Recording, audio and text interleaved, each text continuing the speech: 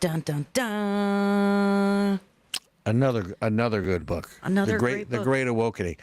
I will say it does seem to me that the pendulum is finally starting to swing back the other way. The problem is it has swung so far left, lack of a better term, that it's gonna take a while. But it does really take people speaking up, and there is a recentering, a rebalancing in the federal government, because clearly, certainly since the 1980s and the explosion of the administrative state, we have far less rights, and it's really, I don't care what anybody tells you, the power of government no longer flows from the bottom up. It may flow from the bottom up once again at some point. It certainly doesn't now. As she's drinking her water. That's right. That is right, y'all. And if you are not participating, it's your fault.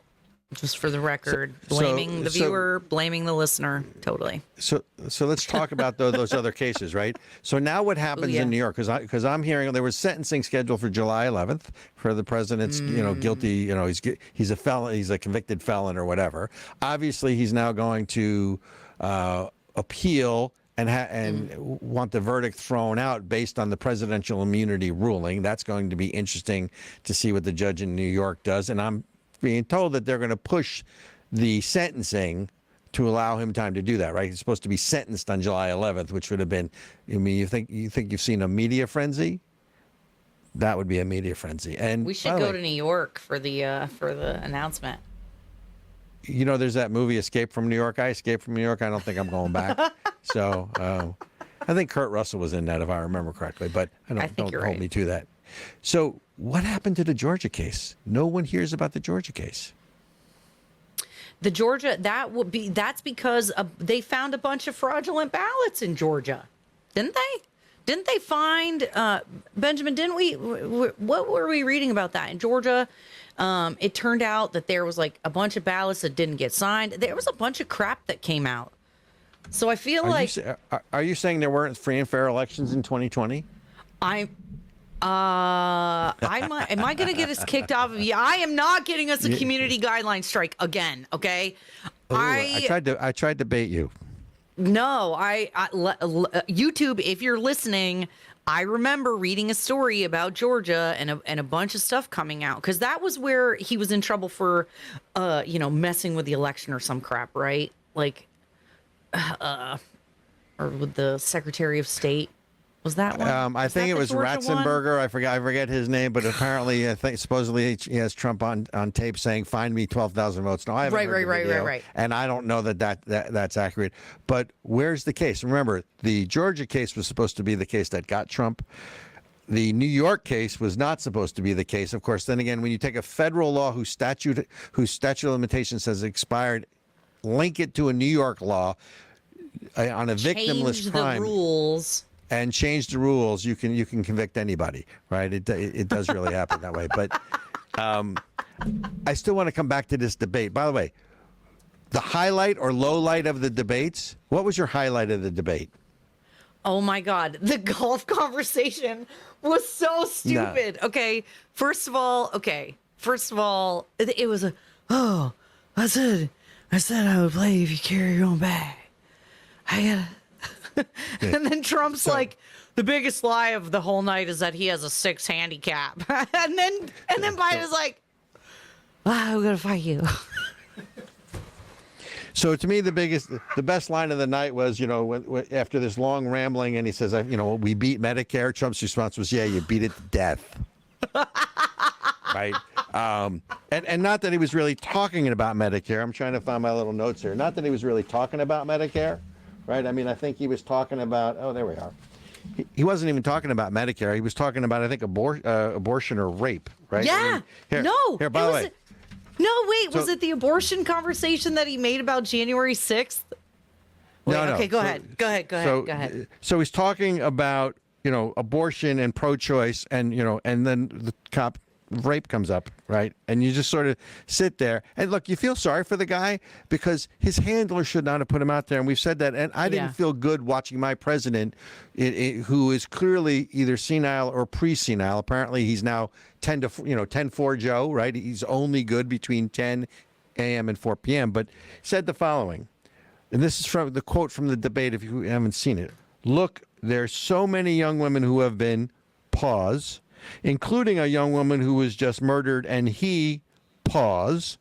He went to the funeral, pause. The idea that she was murdered by a pause, by another pause, by an immigrant coming in, and they talk about that. But here's the deal. There's a lot of young women who are being raped by their pause, by their in-laws, by their pause, by their spouses, what? Pause, by their brothers and sisters, by pause, just pause. It's just, pause again, it's just ridiculous, and they can do nothing about it.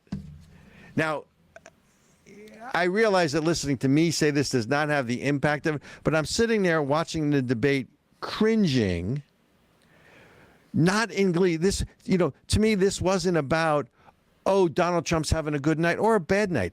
This was watching my president absolutely, am I allowed to say the bed? I mean, and I don't feel good, and I don't feel good about it. No, because it's anybody, my president.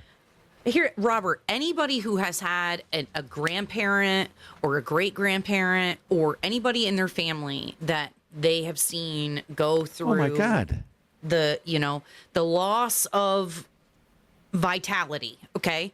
That made me sad. That was like if somebody took my grandma who had dementia and put her up on the stage. That was cruel. That was mean. And I think anybody who allows their family member to deal with that has to be, we have to question the motivation of the people in charge. No, you don't. You don't have to question the motivation. Motivation is simple. The motivation is to cling to power at any cost, regardless of who gets hurt in the process. If they're willing to put this guy out there, right? And like I said, they had to have known. They clearly knew Obviously. that cognitively he's declined. I mean, come on, the whole inner circle thing, whether it's Ron Klain or whoever, right? They had to know. And yet they put him out there, Adderall and all, and he still performed like this. So here's the other question in all of this. Who's really making the decisions here? Because he's clearly not capable of making the decisions, other than the fact that I hear he's got a mean-ass temper, right? When he hears something that he doesn't like, and he's, behind closed Also doors sounds can be like pretty... a dementia patient. Well, look, God rest his soul, my dad passed away towards the end. He would have fits of anger out of nowhere. We were all there for it, and it was tough. Yep. So I take no joy in any of this. They get scared, Yeah. and that's how they react. Yeah, so And it's sad to me. But the other great line, of course, was you got to love Trump's sort of TV timing, right? Cavalier, yeah. After I forget, he rambled on. I think it was the Medicare line about we finally beat Medicare. He goes, I don't know what he said. He says, I don't think he knew what he said. I don't think he knows what he said. Right. So, but it's not something to laugh at. It's just we watch debates because they're like a blood sport, and I'm not sure that's a good thing, right? If you remember that the line from the movie Gladiator, that the mob is Rome, right? Yeah, no, I do want it to be a blood sport because our president has to go out on the world stage, sack up, and fight against the worst people on the world. Our president is going to have to send people to war to die. Our president has to be the biggest hard ass that has ever walked the face of the earth.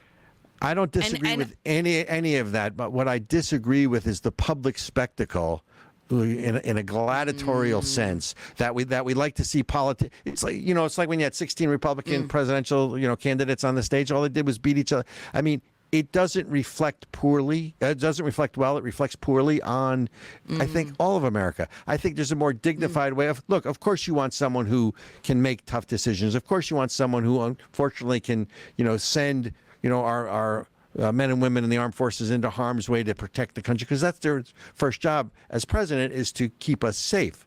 But I don't think the country is better off on any level for these prefabricated media events that we call a debate just to see gotcha points or who did what. Right? Yeah. Who said what? Ooh, that was a good one. Ooh, it was a good comeback. I think it demeans the process.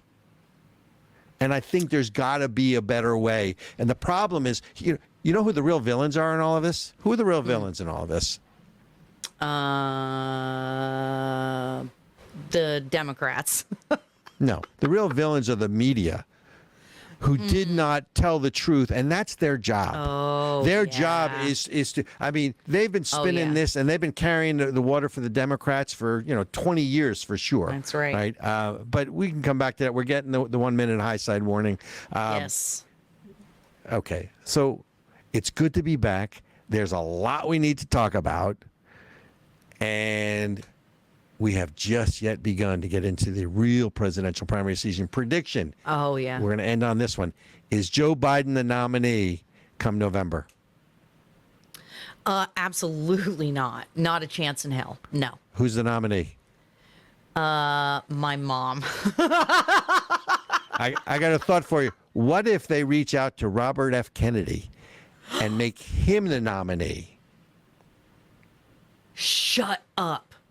That's an interesting thought, don't you think? Ooh, on that note, y'all need to go like this video, give us a thumbs up, subscribe to the channel wherever you're watching, and most importantly, y'all, share this video with somebody that you think needs to hear the truth about Joe Biden. Everybody knows the truth about Joe Biden. This is no longer about Joe Biden. Remember, what's more important, 90 minutes or 3.5 years?